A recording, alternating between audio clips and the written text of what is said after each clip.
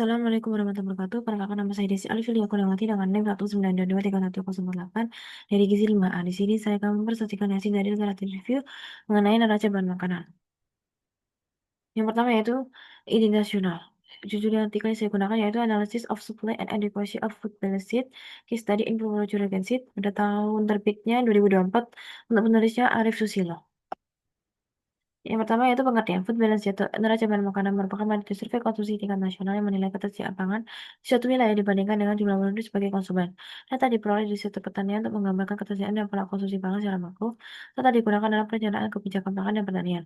Tujuannya untuk mengetahui ketersediaan pangan suatu wilayah secara makro, mengukur kecukupan energi, protein, dan lemak dari seluruh bahan pangan yang tersedia, melihat kontribusi tiap kelompok bahan makanan terhadap total gizi masyarakat, serta menjadi dasar perencanaan kebijakan pertanian. Berikutnya itu metode penelitian. Sebenarnya digunakan yaitu 150 pedagang besar atau wholesalers di pasar utama dan 16 kecamatan di Kabupaten Purworejo. Jenis penelitian deskriptif kuantitatif untuk instrumennya yang pertama kuesioner atau lembar survei untuk mengumpulkan data dari pedagang besar serta menggunakan tabel food balance sheet FAO dengan 20 variabel dari produksi, impor, ekspor, stok, bilangan, dan lain-lain. Untuk jenis datanya, yang pertama data primer, itu dari hasil survei pedagang besar mengenai pasokan, penjualan, dan stok komoditas. Data sekundernya berdasarkan dari laporan dari Dinas Pertanian, Ketahanan Pangan, BPS, serta data produksi dan pedagang pangan.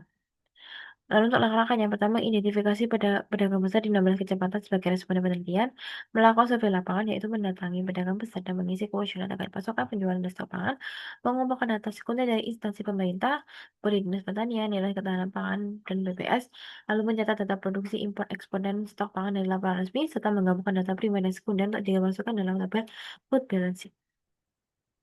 Teknik pengolahan datanya yang pertama menginput data produksi, impor, ekspor, dan stok ke dalam tabel FBS, lalu mengonversi setiap komoditas ke energi, protein, dan lemak, menghitung ketersediaan per kapita per hari, dan mengelompokkan komponen ke dalam 11 kelompok bahan makanan.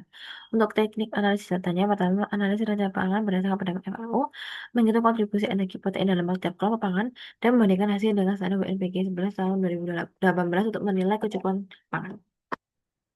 Lalu berikutnya itu hasil penelitian. Untuk ketersediaan energi, protein, dan lemak didapat energi sebesar 2.619 kilokalori per kapita per hari, di mana ini lebih tinggi dari standar WNBG 11 sebesar 2.400 kilokalori. Untuk proteinnya sebesar 71,60 gram per kapita per hari, di mana ini melebihi standar WNBG 11 sebesar 63 gram.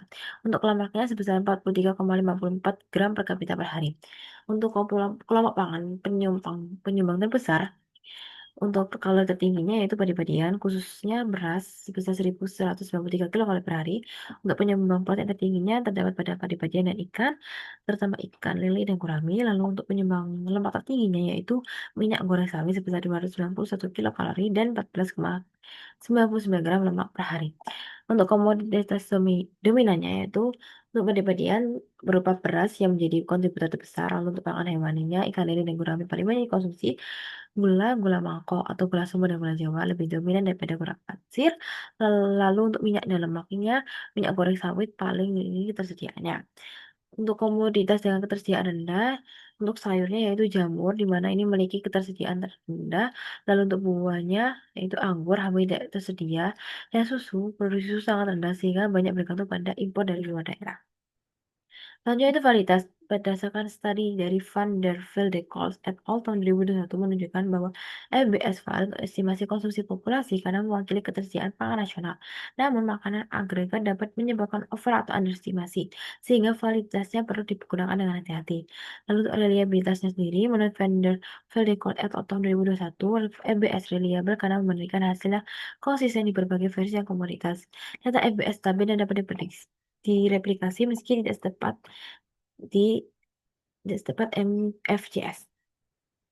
Selanjutnya itu untuk kekurangannya, yang pertama tidak menggambarkan distribusi pangan antar wilayah atau rumah tangga, lalu tidak mempertimbangkan faktor ekonomi, dan musim, serta tidak dapat menilai asal gizi individu atau masyarakat. Untuk kelebihannya pertama, menyediakan gambaran ketersediaan pangan secara makro, dapat digunakan untuk pemantauan ketahanan pangan daerah dan penilaian berkelanjutan pasokan pangan, serta membantu deteksi dini potensi kelaparan dan gizi buruk.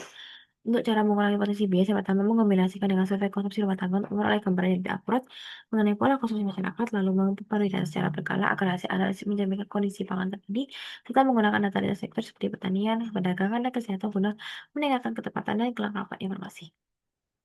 Selanjutnya itu kesimpulan berdasarkan hasil kajian, neraca bahan makanan merupakan metode yang efektif untuk menggambarkan ketersediaan pangan secara makro dan menilai kecukupan energi, protein, dan lemak di suatu wilayah. Metode ini membantu perencanaan kebijakan ketahanan pangan serta memantau perubahan pola konsumsi masyarakat. Hasil analisis menunjukkan bahwa ketersediaan pangan di wilayah penelitian umumnya berada di atas standar BNPB dengan kelompok kepribadian dan minyak goreng sebagai kontributor terbesar energi, protein, dan lemak. Meskipun memiliki keterbatasan dalam menggambarkan distribusi pangan dan variasi konsumsi individu, penggunaan FPS tetap relevan apabila dikombinasikan dengan data lainnya untuk menghasilkan gambaran ketahanan pangan yang lebih komprehensif. Berikut merupakan daftar pustaka yang saya gunakan untuk menulis literatur review ini. Sekian presentasi dari saya. Terima kasih. Wassalamualaikum warahmatullahi wabarakatuh.